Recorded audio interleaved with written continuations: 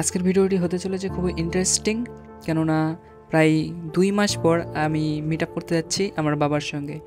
Anyway, what's up guys, this is the Pratik Barman. Welcome to my another blog in YouTube. চলেন বেশি দেরি না করে আজকের ভিডিওটি শুরু করা যাক।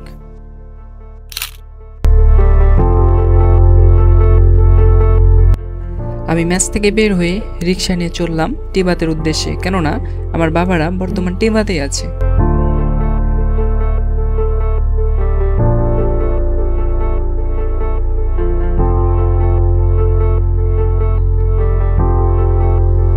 আমি আমার বাবাকে মাত্রই ফোন করেছিলাম, তিনি বললেন হচ্ছে একদম টিবাত গেটের সামনে আছেন। আচ্ছা দেখি, আমিও বর্তমানে টিবাত গেটের সামনেই আছি। তিনি এখানে আছেন কি না আছেন, সাইডে যে আছে, ওয়েট, আই ফাউন্ড ইট। আমি তাকে খুঁজে বের করবো। টিবাত টিবাত টিবাত,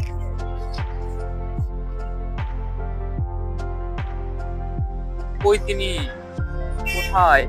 আমি তো টিবাত গেটের সামনে, আবার চিড়িয়াখানার গেটের সামনে আছি। আমার বাবা তো এখানেই বললো, কোথায় আমার বাবা? খুঁজে পাচ্ছি না কেন গাইস। ও বেরো বেরো বেরো। আচ্ছা, টিবাতের ভিতরে থেকে খোঁজা যাক। আসলে টিবাতের ভিতরে আছে মনে হয়, আই থিংক।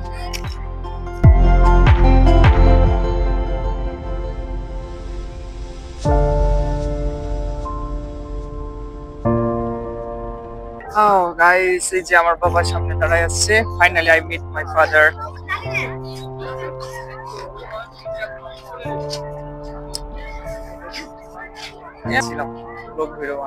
অবশেষে আমি আমার বাবার সঙ্গে দেখা করলাম। এই হচ্ছে আমার বাবা গাইস। চিড়িয়াখানা ঢুকছে।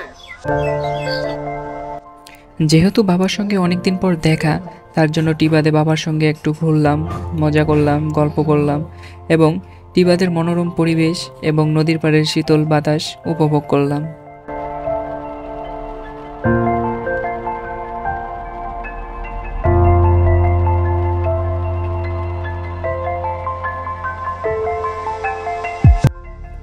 পরিশেষে তিনি রওনা দিলেন তার গন্তব্যস্থলের উদ্দেশ্যে।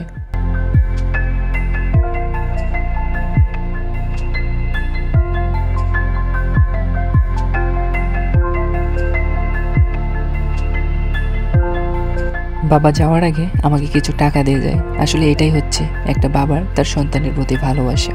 তারা কিভাবে আছে সেটা নিয়ে তাদের টেনশন নেই, তারা সর্বদা এটাই ভাবে যে কিভাবে তাদের সন্তানরা ভালো থাকবে। পৃথিবীর সকল বাবা মাই যেন সর্বদা সুস্থ এবং ভালো থাকে। গাইস, অবশেষে আমার বাবা চলে গেল। আসলে আমি আর ভাবছিলাম আমার বাবাকে নিয়ে আমি চিড়িয়াখানে যাবো, তারপরে গার্ডেনে যাব, আর অনেক জায়গায় যাব, আমার ম্যাচ দেখাবো, তারপর হচ্ছে বাবাকে নিয়ে ঘুরবো। বাট আনফরচুনেটলি বাবার হাতে সময় নেই, তিনি এখান থেকে ঢাকা যাবেন। তার জন্য জাস্ট উনি আসলেন, মানে আমাকে দেখার জন্য একটু ওয়েট করতেছেন। এখন তার হাতে সময় নেই, তিনি চলে গেলেন।